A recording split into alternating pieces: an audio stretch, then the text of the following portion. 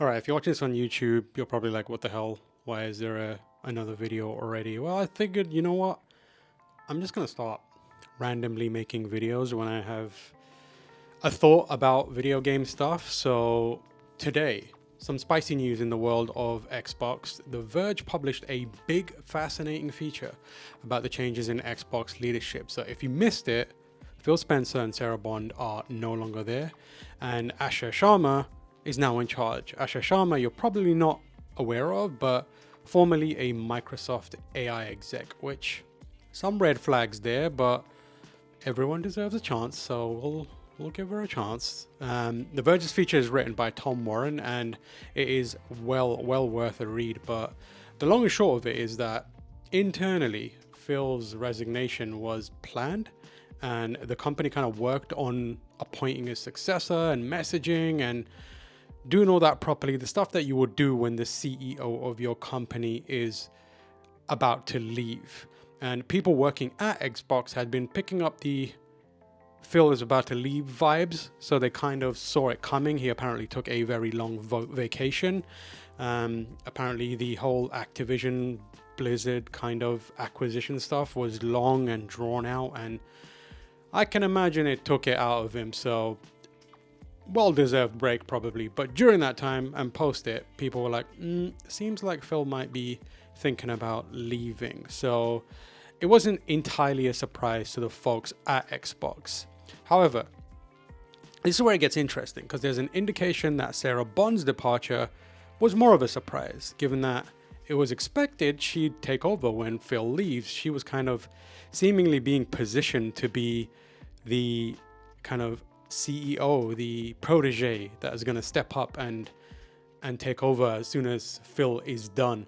But didn't happen. So a big chunk of that piece that was written by The Verge is dedicated to essentially, let's not sugarcoat it, throwing Sarah Bond under the bus. I'm not saying that's what Tom Warren, the writer, did. It's what Microsoft's indications and what Tom Warren was told, heard, seemed to be alluding to.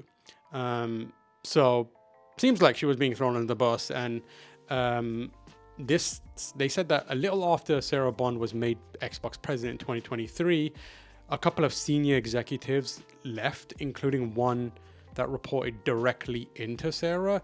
One was responsible for the xCloud and cloud gaming stuff. So that is again a red flag if you're suddenly becoming the CEO and then a couple of execs that are important suddenly leave. Also, the whole "this is an Xbox" marketing campaign that said everything can be used to play Xbox games was apparently her idea, and the pivot away from consoles was also led by her under Phil Spencer's direction, but it was her brainchild apparently, and that various people at Xbox are relieved to see her go. When it comes to all that, I would like to point out a Skeet, a Blue Sky post. I can't remember what they're branded as anymore, but I would like to draw your attention to this Skeet, or whatever it is, from Chris Pearson from Aftermath, who said, I'm not privy to Xbox's internal corporate hierarchy, but I don't implicitly trust the narrative that lays the blame, or a narrative that lays the blame on one person that just so happens to be leaving and doesn't interrogate the person coming in. Like if you're Microsoft, that's the preferred framing, which I think happens a lot, especially someone else pointed out in sports.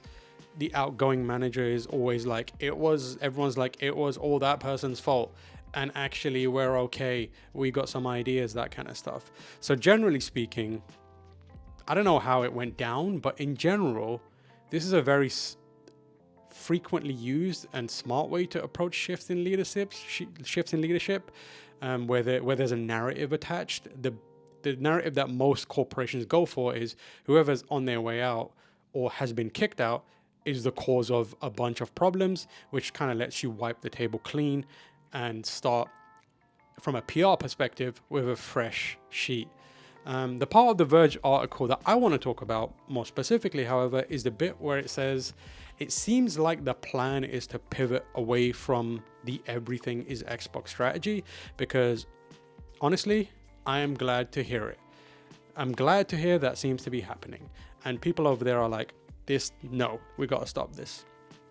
That kind of strategy makes sense when your numbers have declined for like multiple years and you need to be drastic about instigating growth and turning those fortunes around, which is exactly what happened. The Xbox, you go look at their financials and it wasn't looking good for multiple years in a row. So you sit down and you think, how do we fix this? Well, more users, more money being spent, that kind of stuff. How do we get more users? Anything is an Xbox. Makes sense. But when it comes to building a brand, obviously a terrible plan. I say obviously in retrospect. Maybe it seemed like it made way more sense, and people who are in charge of like brand security said, hey, actually it's okay, you can do this, it'll be fine. But from my perspective, even back then I was like, that doesn't seem like a good way to maintain the integrity of the Xbox brand. And I'm sure this is not gonna be the first time you hear this take, but bears repeating. If everything is an Xbox, nothing is an Xbox. And that approach, the everything is an Xbox approach, is a shortcut to diluting the brand. And at a time when there's so many options for gaming devices, not having a specific identifiable focal point for your gaming strategy and promotional efforts isn't smart, in my opinion. Again, I'm a dum-dum, and maybe I'm completely wrong, but for me, I think about it, and the amount of things that are on Xbox just makes me go, I don't care about any of this stuff. I wish it was all focused on one thing. I think that people like having hardware that has a specific use or a specialty. I know that isn't the traditional thinking, but I believe that is the case. Why? Because, here's my simple-minded thought about it, or how I rationalize it. You use your microwave to microwave shit. Use your vacuum cleaner to clean shit. Use your phone to destroy your brain. That kind of thing. You want to assign your device a very specific thing. I want to come home from work and sit down on my couch, hit the button on my video game controller, hear my video game console turn on, and then engage with a video game UI to play my video game. I do not want to sit down and pull out a phone, a tablet, pull out my controller, which is connected to my TV, which then isn't really connected to the Ethernet. It's using Wi-Fi, because I don't really use the TV for much beyond streaming, and it doesn't need fast Wi-Fi, so I don't need to connect it to anything, which means if I'm playing a game, it's going to lag and etc, etc, etc. No, I want to play my console that is connected to my router, which is going to have a good experience for me, right? That's my simple-minded way of looking at it. Again, might sound stupid, but I really do think that if Microsoft wants to have any sort of bounce back, and from this point on, any sort of like sustainable success, they need to stop doing too much. And you know what the wildest thing is? Xbox already tried this, and it failed spectacularly the first time too, and basically did exactly what happened the second time. They tarnished the brand. I know it's not an apples to apples comparison, but when the original Xbox One was shown for the first time, the biggest criticism I remember that I had, and a lot of people had, was that it barely felt like it was a gaming platform. It barely felt that it was a device used for video games. They talked about watching TV on it and plugging it into set-top boxes and all kinds of other nonsense like that. Satellite, Sky, cable, and the way you buy and play and share games was so confusing with DRM, and it was so wild and confusing that Sony popped up and were like, hey, you can just hand over a disc. And that was massive for them, if you'll remember. But the point is, they said your Xbox can do everything, and people hated it. The world definitely has changed since then, but I think what hasn't changed is people wanting a gaming device to do their gaming. I hope that no one over there is like, oh, maybe the third time will be the charm, and this isn't something they stick to, this Xbox, everything is an Xbox, everywhere is an Xbox approach.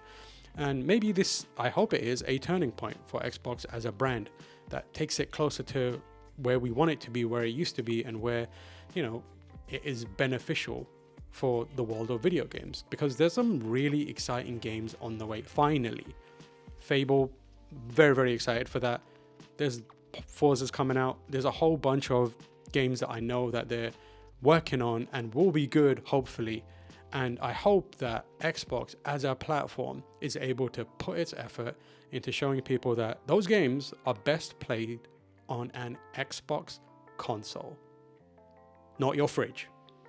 So that's what I think about today's big story, which is the throwing under the bus of specific executives. But there you have it. Anyways, if you're watching this on YouTube, thank you so much. You might notice that in the background, I moved my mic away to point. That was a stupid thing to do. In the background on this TV over here, you'll see that it's running Demon Souls. And that is because, one, banger of a game. I love Demon Souls.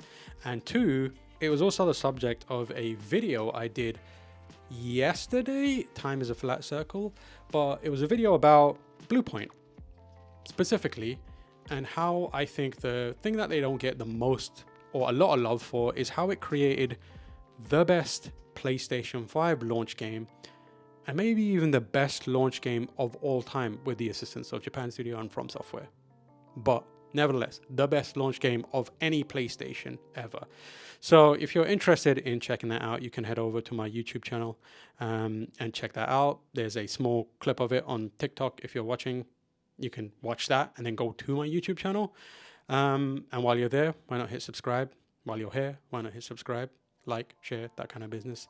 I've started to decide, like, I spent so much money and time getting equipment for streams and stuff, and it's been so difficult to settle down into a rhythm to do that kind of stuff because of various health issues and time and etc., travel. But I thought, you know what, I need to just start using the stuff I have around me, because I always have something to say, I'm thinking about it, and the easiest way for me to get it out there is to just make something. So hopefully you'll be seeing a lot of these in the future. I'm also streaming on Twitch, twitch.tv/TamoorH, and I'll see you on the next one. Peace.